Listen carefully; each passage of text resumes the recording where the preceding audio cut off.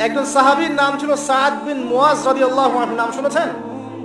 কোন যুদ্ধে শহীদ হয়েছেন? খন্দকের যুদ্ধ। কোন যুদ্ধ? খন্দকের যুদ্ধ।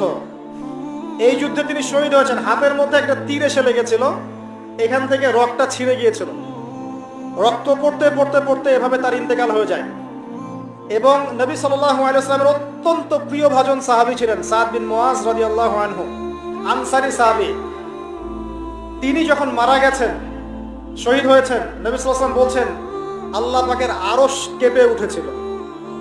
তার মৃত্যুতে আল্লাহর আরশ কেঁপে উঠেছিল।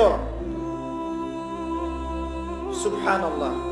এবং ৭০,০০০ ফেরেশতা তার জানাজার নামাজে শরীক হয়েছিল।